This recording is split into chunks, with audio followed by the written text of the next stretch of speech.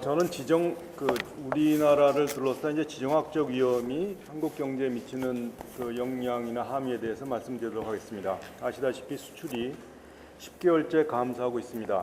여기에는 이제 누구나 다 알다시피 그 미중 무역 전쟁과 국제 반도체 가격의 하락이 여기에 배경으로 작용하고 있다는 걸 잘 알고 있습니다만, 과연 미중 무역 갈등이 봉합되면 정상화가 될 것인가 하는 그런 질문에 대한 대답을 자신 있게 할 수 있는 분은 많지 않을 거라고 생각됩니다. 왜냐하면 분명히 여기는 또 다른 갈등이 일어날 것으로 예상이 되고, 지금 미국 리더십 위기에 대한 많은 물론 가운데 2016년 시티그룹이 발간한 글로벌 정치위험 보고서가 장기적 시야에서 리더십을 발휘하는 데 필요한 자원의 희소성을 주제로 논하고 있습니다. 이것은 여러분들이 구글이나 이런 데서 얼마든지 이제 이 보고서를 이제 볼 수 있을 텐데요. 그 요지는 다음과 같습니다. 포스트 냉전 시대에 들어서 중국과 같은 강대국의 등장과 이라크 침공과 같은 군사 개입이 미국에 대한 신뢰를 훼손되고 자원이 낭비되는 결과를 초래했다. 특히 국제 분쟁의 최종 중재자로서의 역할을 뒷받침하는 정치적 자본이 고갈되고 대신 국내 문제에 치중하는 내부지향적 성향이 주류 정치계의 지지를 얻고 있다. 이런 요지입니다만, 이 보고서는 2016년 대선으로 주류 정치계가 몰락하면서 색깔이 바랬습니다. 미국 주도의 자유주의 질서 또는 자유주의 패권은 미국 우선주의를 내세운 트럼프 정부가 출범한 2017년부터 비자유주의 패권이라는 용어로 대체하게 되었습니다. 자유주의 질서는 IMF, 월드뱅크, WTO 등 다자간 국제기구를 통해 국제규범에 따른 국제경제 질서와 시장 중심의 민주주의를 확산하는 미국의 대정책이었으며, 브레튼 우드 체제는 그 질서를 구현하는 제도였습니다. 2017년 말 공개된 트럼프 정부의 국가안보 전략이라는, 이것도 역시 여러분들이 구글에서 백악관에서 나온 보고서를 볼 수 있습니다만에 대해서 피터슨 연구소의 아담 포센이라는 분은 포링 어페어즈에서 이렇게 평가하고 있습니다. 경제와 국가안보의 경계를 허물고 다자간 대신 양자간 무역협정으로 협력이 아닌 강권을 행사하고 정치, 경제, 군사 등 미국의 모든 국가 권력 요소를 통합해 원칙에 입각한 현실주의를 추구하겠다는 의지와 다름없으며 미국이 70년간 이끌었던 리더십과 가치를 전면 부정하고 있다. 이런 내용의 주장이 있습니다. 참고로 이제 포링 어페어즈의 지난 3년간에 보면 가장 많은 그 검색 키워드가 자유주의 이런 것들입니다. 세상이 많이 바뀐 거죠.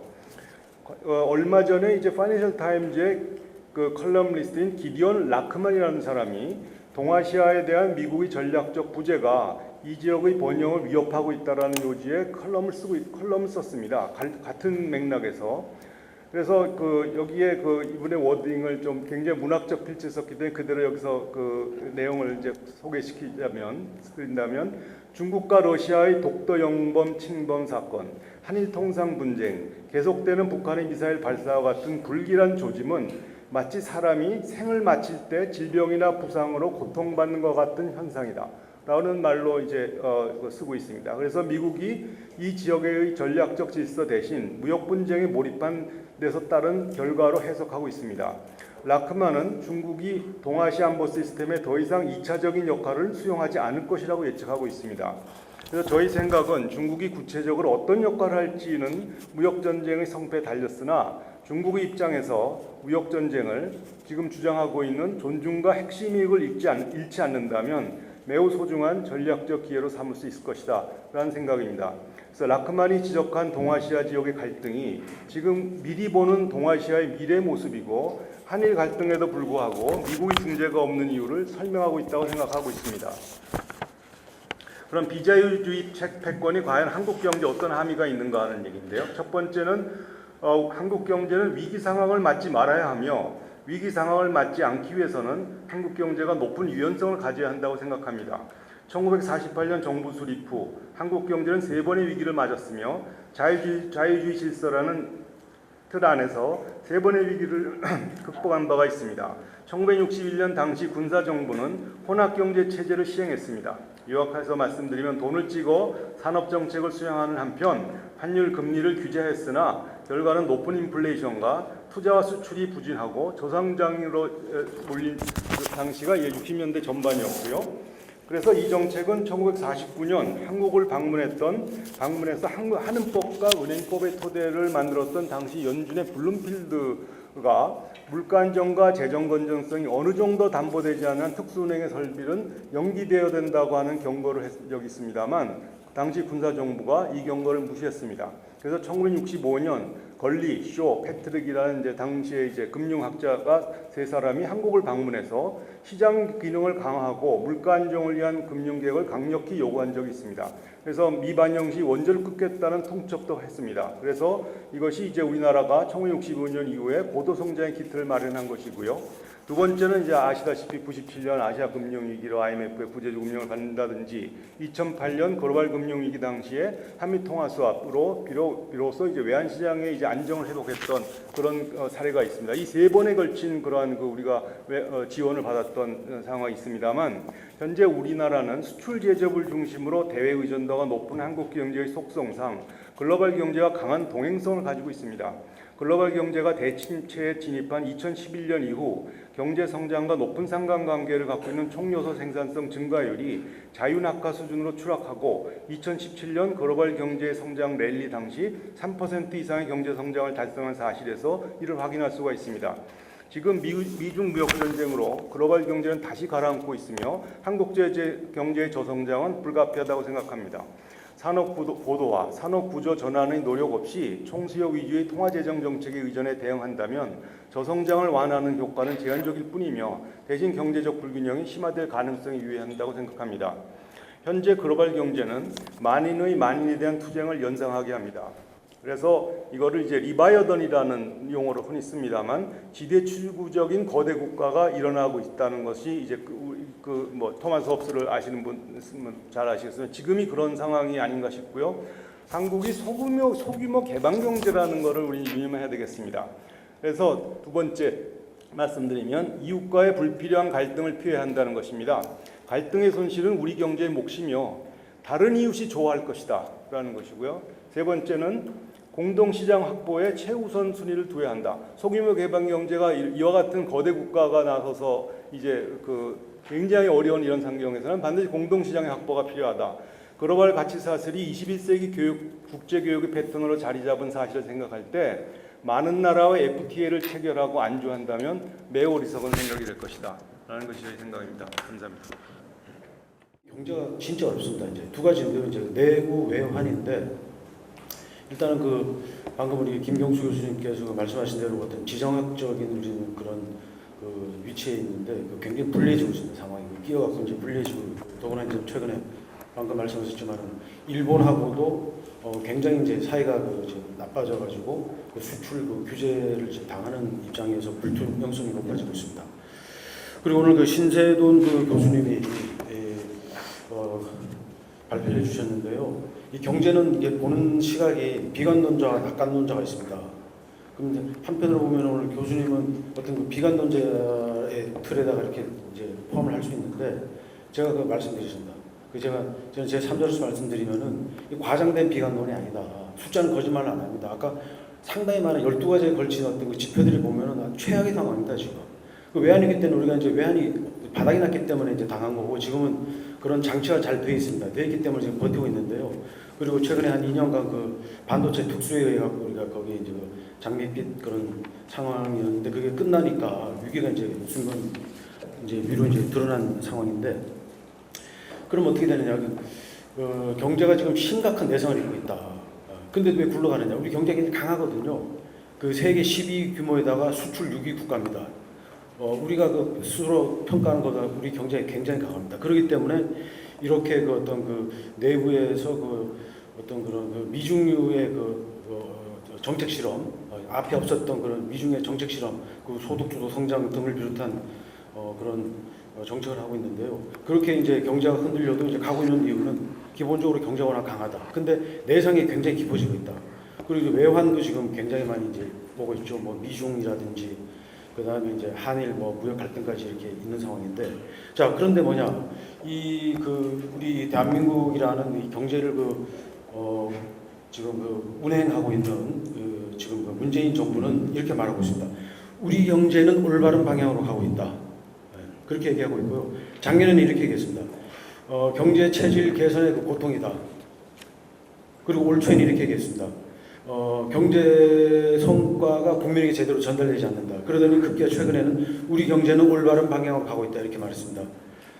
그렇게 말하고 있는데 아까 그 신세든 교수님께서 이제 그 자료들을 보여주셨는데 그거는 신세든 교수가 만든 게 아니고 우리 국가 그 통계 그 기관에서 이렇게 어떤 그 엄정한 그 검증을 거쳐서 나온 건데 이런 식으로 경제가 굉장히 안 좋고 좀 미시적으로 보면 그 소득주도 성장 이게 이제 왜 문제냐 지금 2년째 이상 2년 한 6개월째 이거를 지금 그 밀어붙이고 있는데 이 여파가 굉장히 큽니다. 그래서 뭐 여러 가지 알려진 게 있습니다. 뭐 그 최저임금이라든가 근로 시간의 어떤 획일적인 단축 여기에 따른 이제 문제가 있는데 많이 이제 알려졌고요.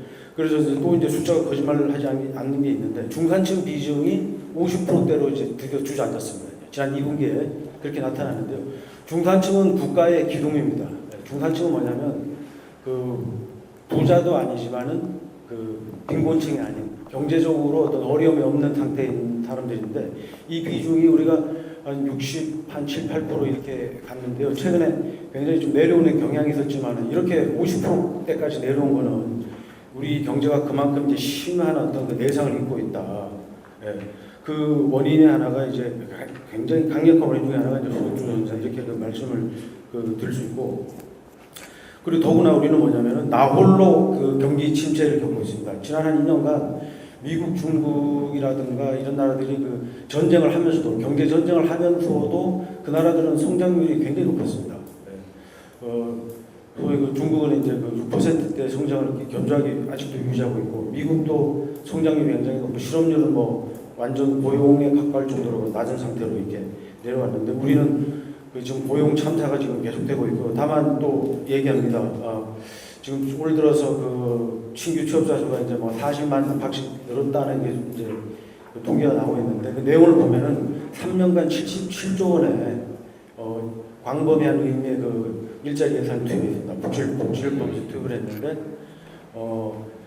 소위 이제 노인 알바 60대 이상 그 퇴직자의 어떤 일자리 아까도 나오는데 36시간 미만 36시간도 그거 굉장히 높은 기준이고 일주일에 뭐 한 10시간도 안 되는 그런 일자리가 되게 많아요. 그게 다 일주일에 1시간만 일하면 취업자 수로 카운트가 됩니다. 네, 제가 기억하기로는 그러는데 혹시 뭐 틀리면 좀 오를 잡아주시고요. 그런 상황이기 때문에 그런 그 60대 그 40만 명 중에서 60대 이상의 그 취업자가 이제 80만 6%나 된다. 이거는 뭐 완전한 그 어떤 일자리 그 소위 그 분시에 불과한 것이다. 그 수치를 내걸면서 우리 경제는 올바른 방향으로 가고 있다. 문제는 뭐냐면 지금 그 우리 어떤 그 산업 구조가 강해야 되는데 굉장히 약화되어 있는 상황이기 때문에 30대하고 40대는 굉장히 일자리를 많이 잃고 있습니다. 지금 그 수십 개월째 계속 일자리 인구 효과만으로 본 게 아닙니다. 굉장히 많이 줄고 있습니다. 그게 뭐냐? 아까도 말씀하셨는데 러스트벨트가 그 해안가에 오르다가 이제 굉장히 확산되고 있고 저 동쪽, 남쪽, 서쪽에 다 지금 확산되고 있습니다. 그래서 거기에서는 제조업이 계속 그 이제 공장을 폐쇄하고 자동차 공장을 폐쇄했고요. 아시다시피.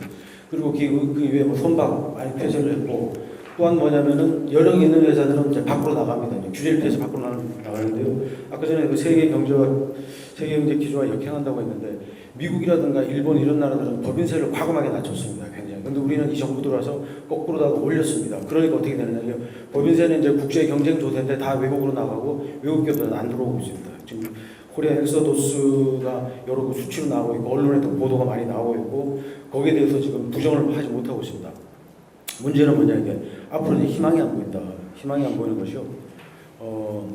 뭐냐면 이 경제 정책 자체가 이렇게 과연 그 기업을 제대로 할 수 있는 경제를 할 수 있는 그런 그 정책을 펼치지 않고 있기 때문에 소득주도 성장. 그러니까 자영업은 다 이제 초토화가 됐습니다. 그러다 보니까 그 중산층의 그 비율이 내려갔는데 그리고 이제 뭐 근로시간 단축이라든가 최저임금 이 여파가 이제 경제 전반에 그 미치면서 그 기업들이 그 이제 특히 이제 중견 중소기업들이 외국으로 보따리를 싸서 많이 나가고 있습니다. 그러다 보니까 일자리 30대 40대 그 경제 허리인데 이제 일자리를 잃고 있는데요. 그리고는 이제 또 하나가 뭐냐면은 그 공정 경제라고 있습니다. 이거는 기업의 어떤 그 경영권을 그 소위 그 이제 그 오너들을 그 이제 겨냥을 해서 하는 건데 문제는 뭐냐면은 그 기업이 같이 이제 영향을 받는다는 거예요. 그러니까 그건 사실 실행한 건 하나도 없어요. 왜냐하면 국회에서 통과가 안 된다. 통과가 지금 안 되고 있는데 그러다 보니까 기업으로서는 불확실성이 높고 또 하나가 뭐가 있냐면 이제 그 세 번째가 이제 공정 경제라고 있는데 지금 아까도 저기 그래픽이 나왔지 않습니까? 그 5개 그 가파 구글이라든가 뭐 이런 그 많은 그 기업들은 그 세계 그 어떤 그 경제 가치를 다 휩쓸고 있는데 그 기업들은 그 규제가 없는 상태에서 되고 있는 거고 중국도 마찬가지입니다. 중국도 거기 뭐 바이트 댄스라는 저기 그 최근에 이제 신예 기업까지 나왔는데 뭐 알리바바라든가 이런 뭐 이미 이제 삼성전자의 그 시가총액을 넘어선 지가 한참 이제 지났고요. 이제 그런 식으로 이제 중국도 이렇게 그 새로운 어떤 4차 산업혁명에 그 이제 올라타고 있는데 우리는 많이 규제가 있어가지고 공유 승차조차도 못하고 있고 이게 괴물로 변하면서 굉장히 값비싼 이제 고급 서비스가 이렇게 오히려 되고 있고 그래서 혁신 경제도 지금 하나도 안 되고 있다. 소위 그 제이노믹스 안에 그 소득주도 성장 그리고 이제 그 공정 경제 그다음에 그 혁신 경제 이게 전혀 이게 오히려 이게 경제를 역주행시키고 있다 이런 상황이기 때문에 희망이 이제 안 보인다 이런 그 상황입니다. 더구나 뭐냐면 이런 이야기가 전달이 되고 같이 이제 받아들여야 되는데 이 정부에서는 그 이야기 듣지 않습니다. 김광두 교수님이시죠. 김광두 교수님이 이 남도구 그 기념사업회 이제 사업을 맡아서 하시는데 이분이 문재인 정부의 그 국민경제자문회의 부의장으로 활동을 하셨습니다. 의장은 대통령입니다. 소위 이제 악마의 대변자 역할을 했는데 이분마저 이제 밖으로 나오셨죠. 이분마저 이제 밖으로 나오면서 아무도 이제 듣는 사람이 없습니다. 그 안에는 오로지 이제 그 그룹싱크 이제 그 집단 사고만 작동되는 이제 그런 상황이다 보니까 이 어떤 제가 뭐랄까 좀 적나라한 좀 단어를 쓰고 싶은데 좀 자제를 하고요. 굉장히 이거를 제동을 걸 수가 없다 이런 그 상황이고 더구나 지금 재정이 굉장히 문제입니다. 경제가 안 좋으면 재정을 풀어야 됩니다. 맞습니다. 그리고 이 정부에서 재정을 굉장히 확대를 하고 있습니다. 지금 이제 내년에는 513조 5천억 원인데요. 그 논리는 이렇게 되고 있습니다. IMF, OECD가 우리 경제 상황이 안 좋으니까 재정을 확장하라 이렇게 얘기를 한다고 하는데 문제는 뭐냐면 이런 국제 기구들은 전제 조건을 달았습니다. 어떤 앞으로 이게 한국의 잠재 성장률이 떨어지니까 잠재 성장률을 높일 수 있는 곳에다가 돈을 써서 그 경기를 이렇게 확장시키려고 하는데 전혀 그렇지 않습니다. 일회성으로 나눠주는 쪽에다가 내년에 515조 중에서 그 복지 일자리 그 보건을 포함하고 광의 그 복지 예산이 38%, 36.5%, 수잔 정에서는 36.5%에 181조에 달합니다. 엄청난 그 돈이 이제 투입되고 그 돈은 한번 투입되면은 돌아오지 못합니다. 그거는 이제 불가역적인 이제 그 경직성 이제 투자가 되는데 지금 그런 쪽으로 이제 가고 있고 그리고 또 하나 이제 탈원전 마이너한 건데요. 이런 그 큰 흐름에 대한 마이너한 건데 탈원전 생태계는 좀 완전히 무너지고 있고요 지금. 그러면서 이제 그 전기요금이 이제 폭등할 일만 지금 남아 있는 그 상황입니다. 그리고 부동산이 이게 굉장히 중요한 이슈입니다.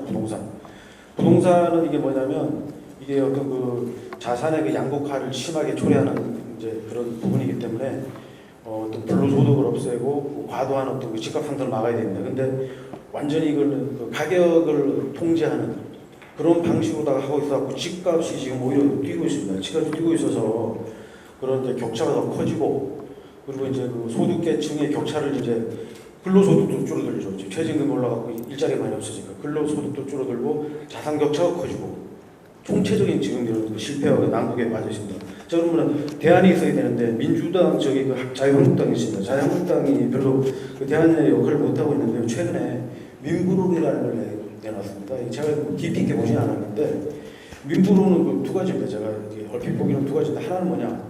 지금 이런 그 어떤 경제 역주행 정책을 이제 중단시키는 거, 오케이 좋습니다. 그까지 좋은데요. 그 다음에 뭐냐면은 결국은 이제 그런 우리가 이제 어떤 그 성장 주도의 경제로다 보니까 좀 그 양극화의 그늘이 절대 빈곤은 없습니다 지금. 근데 상대적인 그 양극화의 그런 그늘이 있는데 그거를 해소하려면은 두 가지입니다. 사실 어떤 그런 그 주택 문제 해결 어렵습니다. 그리고 공교육의 정상화.